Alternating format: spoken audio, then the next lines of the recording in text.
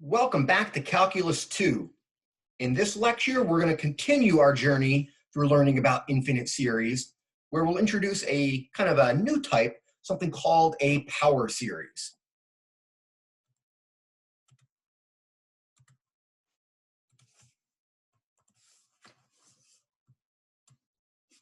All right, so for the past few lectures, we've been talking about infinite series, where basically all the terms have been numbers, and we're going to make a small change and start to include variables within the infinite series. Now, there's a number of ways that I could introduce power series. The way I like to introduce them in my Calc 2 course with you is from the perspective, power series is going to give us a new way to define or represent functions. And that might be a little peculiar. Usually we're used to writing down a function like f of x by a formula in terms of x on the right-hand side. For instance, f of x equals x squared plus 1. Now, there are other ways to define functions. Power series, whatever they are, which we'll be getting to in this lecture, will give us some other ways to define them as well. Now, this is kind of analogous to what we have over there in red of ways to represent real numbers. We could represent the real number 1/3 as the fraction 1/3, or we could represent it as its decimal representation, 0.3 repeating. So there is a way to represent real numbers in two different ways. As we continue through this lecture and kind of what comes next, we'll see how we can kind of generalize that to representing functions in different ways.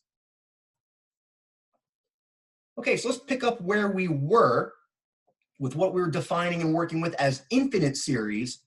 They were a sum of an infinite amount of numbers. So we were adding up basically a bunch of pure numbers. The numbers could be positive or negative, but we're adding up pure numbers. All right, that all came from a general nth term. A sub n then was just a number. Now what we can do to transition from infinite series to now power series is let's just make a small change to the general nth term. Let's include a power of a variable. And that's going to give us what we're going to call a power series, an infinite series that contains powers of x. So let's take a look at an example here. Let's say a previous general nth term, a pure number, might have been of the form, let's say, for example here, -1 to the n, the alternating term, divided by 2 to the n. All right, a sub n on the left there only spits out pure numbers. They alternate signs, but they're only pure numbers, real numbers. We can make a transition from that infinite series with that term a sub n to now what we'll define as a power series. Let's put a factor of x to the n in that general nth term. Now, right now in Calculus 2, we're still dealing with single variable calculus. So the usual variable of interest, our usual independent variable, is x. So it's kind of standard for the time being to use x as your variable here to get a power x to the n. As you kind of continue into higher level mathematics, you'll kind of maybe introduce other variables and multivariable calculus and see power series come back in different settings. All right, so each of these terms give us two type of kind of infinite series. The first is what we were just calling an infinite series, where the general nth term was a pure number. We have the a sub n from above down there, -1 to the n divided by 2 to the n, and that gives you alternating terms, positive and negative, and your denominator there, 2 to the n, gives you powers of 2.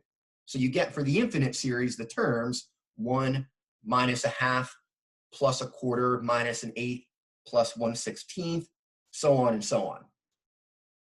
Now our power series written right below there is pretty similar. The only difference is each term in the infinite series contains a power of x. Now, The infinite series and power series here both start with n equals 0, and that's completely fine, whereas in the past few lectures, we saw a lot of infinite series starting with index value 1. We already mentioned from the beginning, it's okay to have kind of different starting indices. 0 or 1 are the usual standard ones. All right, the reason why we want to have n equals 0 is what we see there in the power series. The first term with n equals 0, you get x to the 0, which is 1.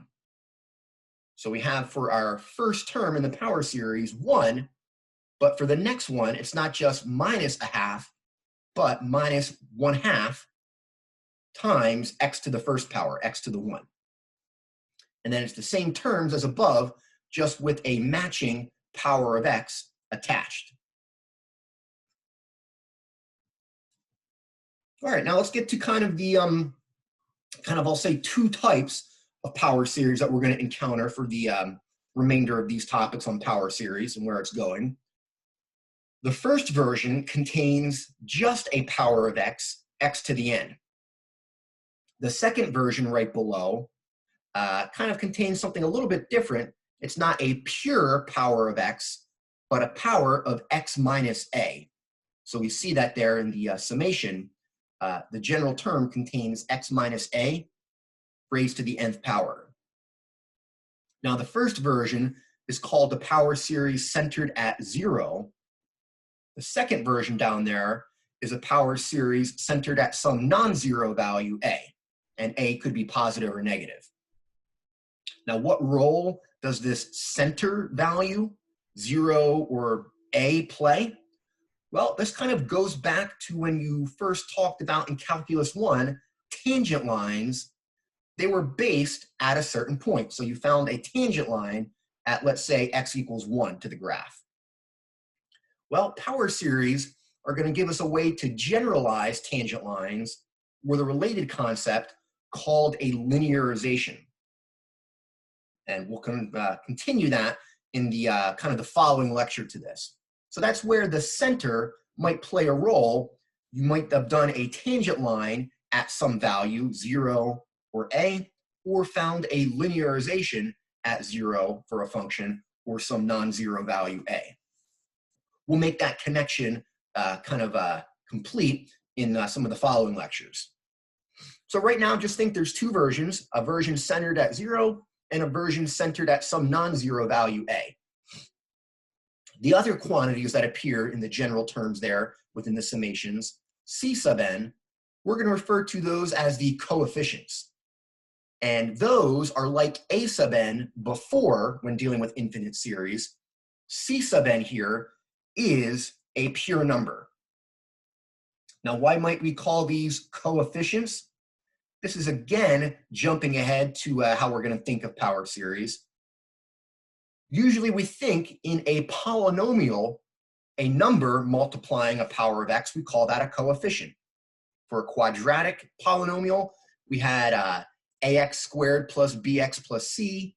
A, b, and c would have been the coefficients. Now, a very brief explanation of what power series do for us, tying this into the terminology from polynomials and coefficients. The right-hand sides of both these versions, again, they're very general, there's no specific numbers for C sub n, but the right-hand sides look very much like polynomials. Now, they're technically not polynomials.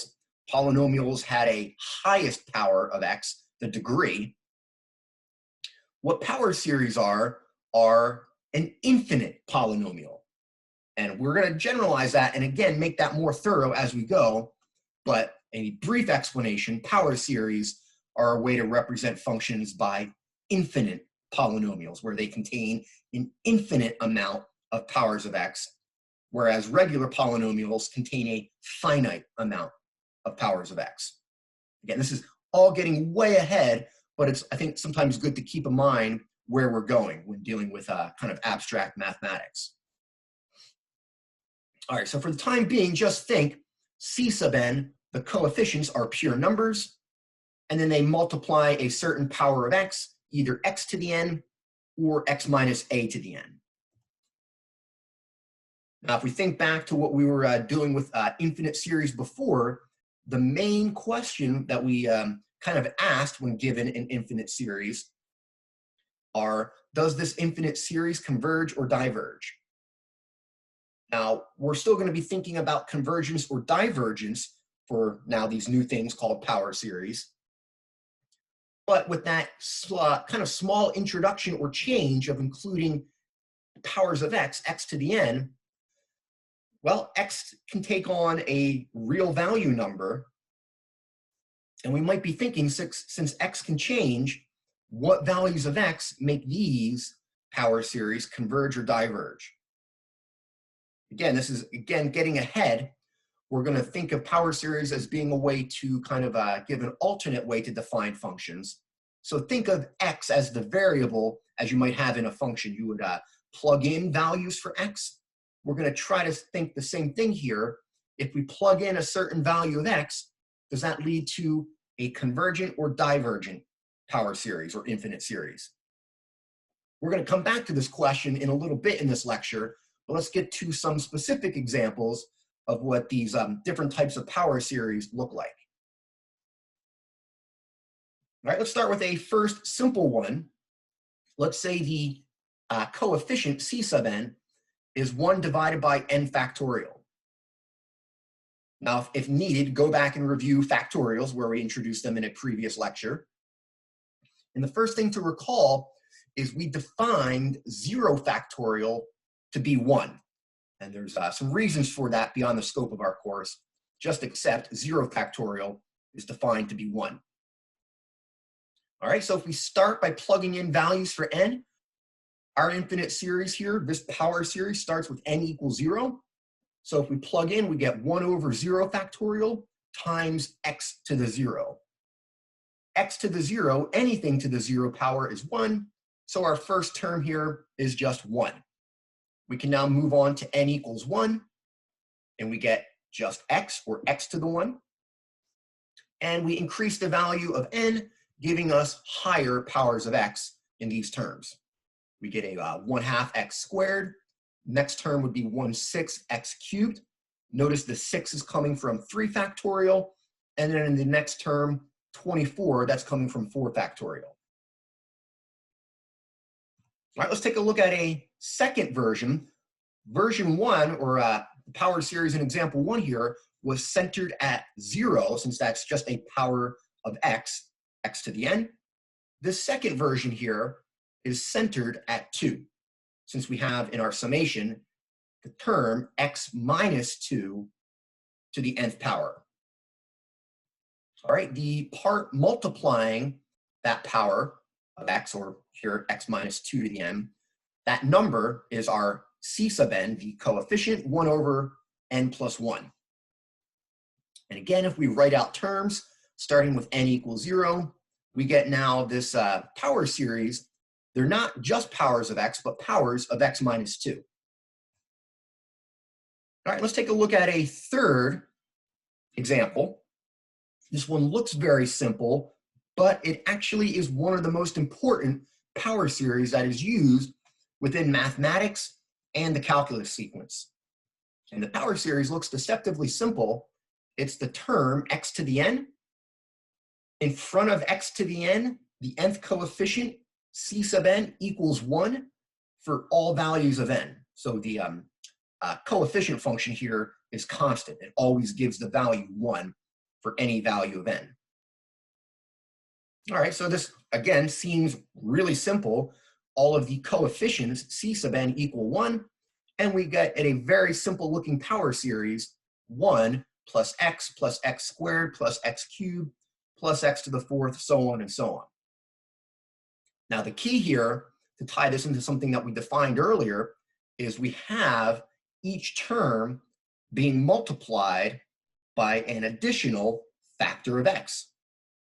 Now what might that sound like when you multiply each term by something? Maybe a geometric series. Let's go back and briefly review the kind of version for the geometric series that we used a lot, which was the version where the index value n starts with 0. When we introduced geometric series, we did mention that there's two versions. The version I prefer with n equals 0 as the starting value and the general term a times r to the n. There is another version starting with the index n equals 1, but your general term is a times r to the n minus 1th power. Now, the reason why I prefer this version with n equals 0 is it leads to a very easy transition to using the geometric series for our purposes now with power series. Since notice, the power series in example 3 here starts with n equals 0, and it seems to match something to an nth power, like we have there a times r to the n for the general nth term of the geometric series. Now, the geometric series is really nice since there's very clear criteria for when the geometric series converges or diverges. If the ratio r in absolute value is strictly less than 1, the geometric series converges. If the absolute value of the ratio is greater than or equal to 1, the geometric series diverges. All right? In the case that the geometric series converges, we actually have a nice formula for the sum, basically what all the terms add up to. And the sum formula was a over 1 minus r. Now, how do we tie this into the power series there in example 3? Well, we just make a kind of change in notation, but it is a big conceptual change. Our starting value in the power series in example 3, the first term is 1. So let's define a in the geometric series to be 1, and our ratio, what we're multiplying each consecutive term by, is x. Let's define and replace r with x. Now, this seems like a symbolic change of variables. Instead of in the geometric series having r, we're replacing it with x. But this is a huge conceptual change. Previously, r was a fixed number. Now, what does x represent? A variable. But for the time being, let's just make this kind of change of variables. And what we get, replacing a with 1 and r with x, is we get these results for this power series. If the absolute value of x is strictly less than 1, this power series converges. Now, maybe it's been a while since you've dealt with inequalities regarding absolute value, maybe going back to your last algebra course, which was probably a long time ago. But we can rewrite that inequality, absolute value of x strictly less than 1, as values of x between -1 and +1. In a little bit, we'll get to kind of a, hopefully a thorough review of very basic absolute value inequalities, since they kind of play a role for the remainder of our course dealing with power series.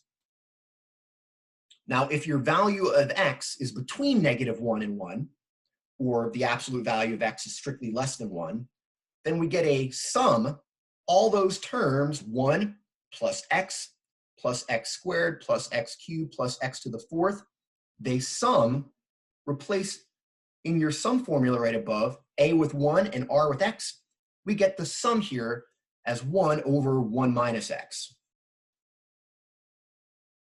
All right, now again, this is a very important power series. It's going to play a central role in the lecture that comes next. But before we move on, I just want to give a brief kind of heads up on how we use these to define functions. Instead of talking about 1 over 1 minus x as being the sum of this power or infinite series, let's take the perspective that the right-hand side, 1 divided by 1 minus x, let's say that represents or looks like a function of x. Let's say a function f of x right now is 1 over 1 minus x. Now, what does this result coming from the geometric series give us? Well, instead of representing our function as 1 over 1 minus x, we can now alternatively represent that as this infinite polynomial or power series 1 plus x squared plus x cubed plus x to the fourth, so on and so on forever. So what we have here is a new way to represent the function 1 divided by 1 minus x. The next lecture will build on that, how we can represent other functions by power series. But that's beyond the scope of this lecture. We'll be getting to that in what comes next. All right, now, before we get to some examples, since my goal is to thoroughly prepare you for what might occur beyond this course in your advanced science and engineering courses, maybe higher level mathematics courses, I just want to give you a kind of a neat little trick to remember or find the sum formula if you ever need to find it in a pinch, which does happen a lot through upper level science and engineering courses. So let's take a look at a quick way to get the sum of this power series x to the n, starting with n equals 0. Now, in your science and engineering courses, you can sometimes be a little careless, reckless, or sloppy with your mathematical assumptions. Since we are in a mathematics course right now, let's just put the caveat at the beginning that everything we're doing only applies if this power series is convergent. In other words, what we kind of looked at before, the absolute value of x has to be strictly less than 1. So let's set that from the beginning. This basically just makes sure some of the manipulations that we're about to do actually work. Sometimes in your science and engineering courses, you might do something mathematically that you can't actually do. So that's just there for technical reasons. All right, from here, let's be a little bit careless. All right, let's say 1 plus x squared plus x cubed plus x to the fourth, so on and forever, equals sum. Let's call that sum s. Now we know what formula we should get. We had that in the previous slide, 1 over 1 minus x. But let's see if we can derive that formula a little bit differently. All right, let me rewrite that. 1 plus x squared plus x cubed, so on and so on, equals s. And the neat little trick here is basically from the second term, x onwards, notice x squared, x cubed, x to the fourth, so on and so on, you can factor out a power of x from all of them. Now what this does is, buried in that left side, in parentheses, you get the sum s, again, 1 plus x squared plus x cubed in parentheses. That is the sum s. So kind of buried within this infinite series is another copy of the infinite series if you factor out a power of x from some of the terms. Now what this gives us is a simple equation that we can solve for the sum s. So at this point, pause the video and give yourself a quick attempt to solve that for s. We'll check in a few seconds.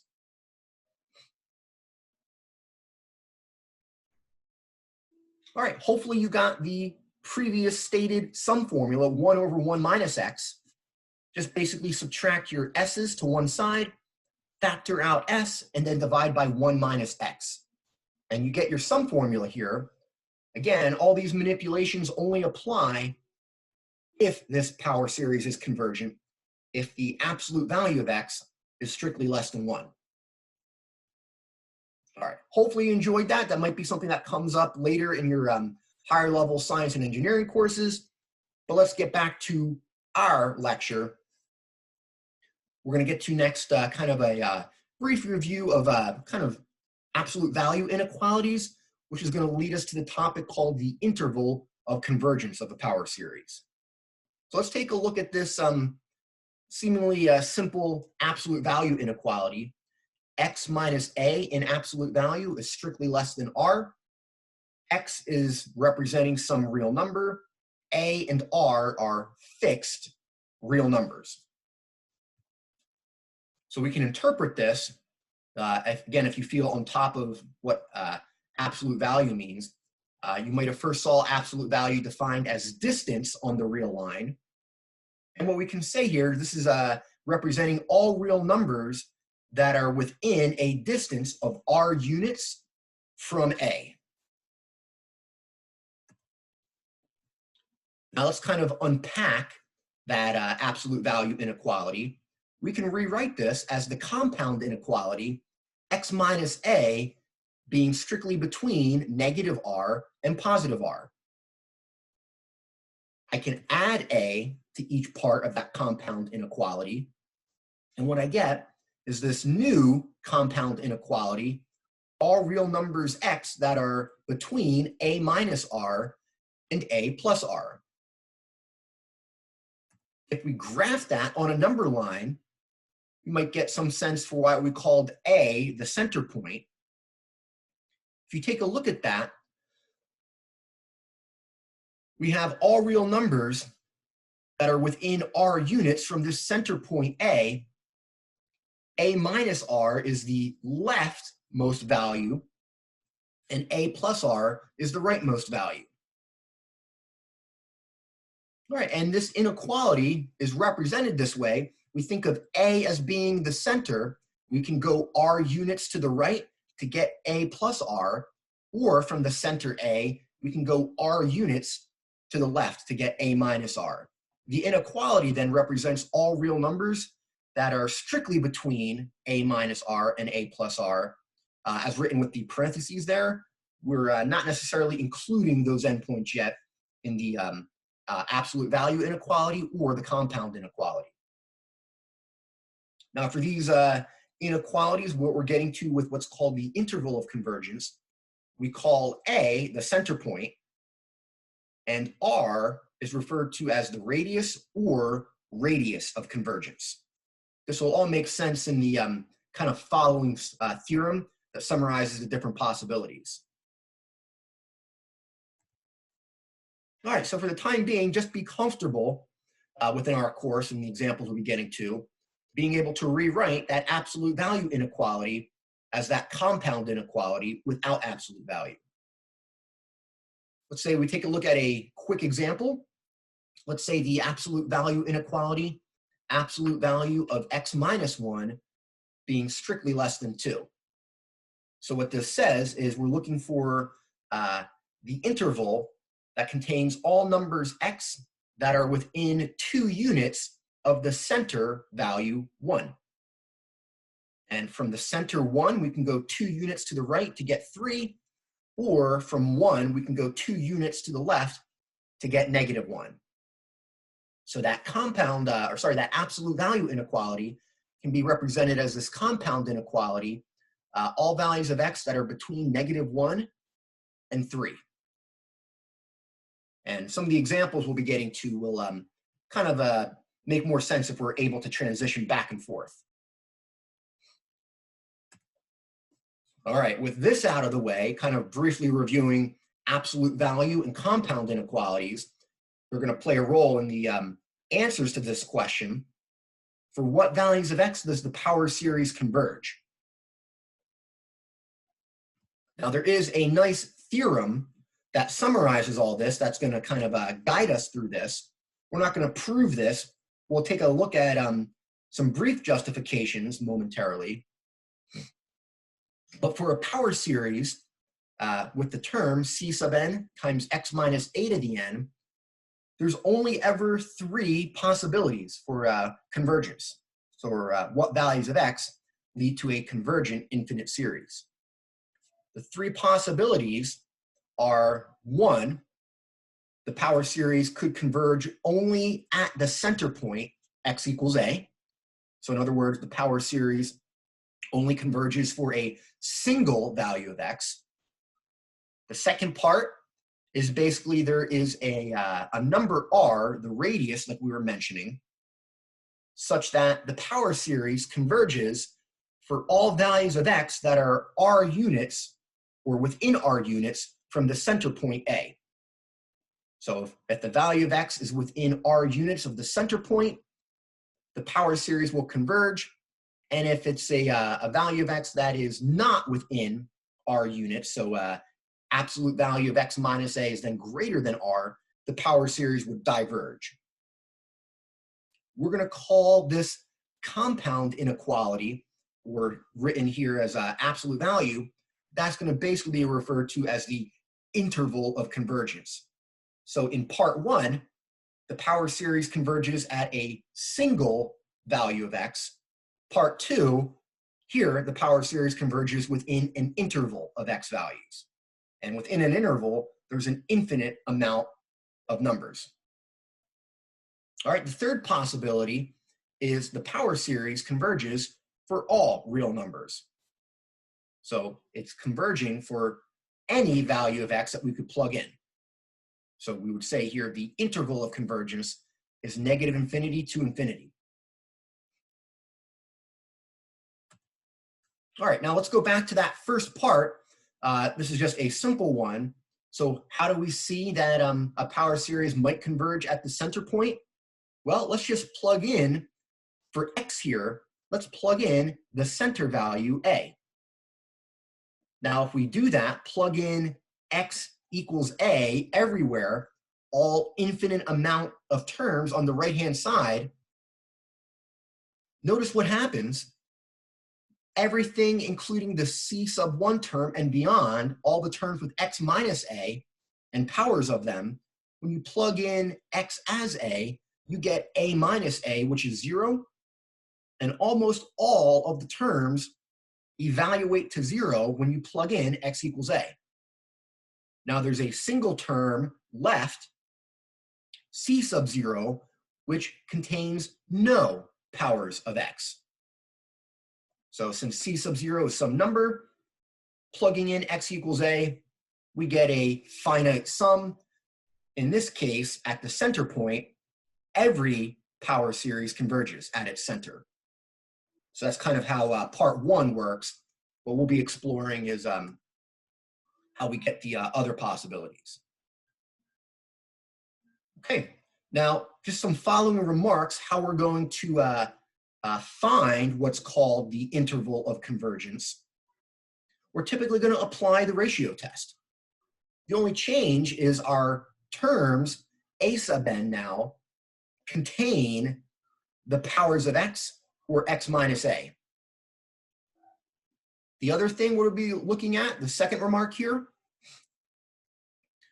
the absolute value inequality gives you a strict inequality. The values of x are either strictly greater than a minus r or strictly less than a plus r. So we get an interval here where the endpoints are a minus r and a plus r. Now, we're going to refer to those as endpoints. X equals a minus r is the left endpoint of that interval. X equals a plus r is the right endpoint. When we start getting to questions about finding the interval of convergence, we're going to have to calculate the interval, and we might have to check if the power series converges or diverges individually at either or both of these endpoints. And we'll review that when we get to some examples. We're going to save basically all of the examples for the second part of this lecture, part 2.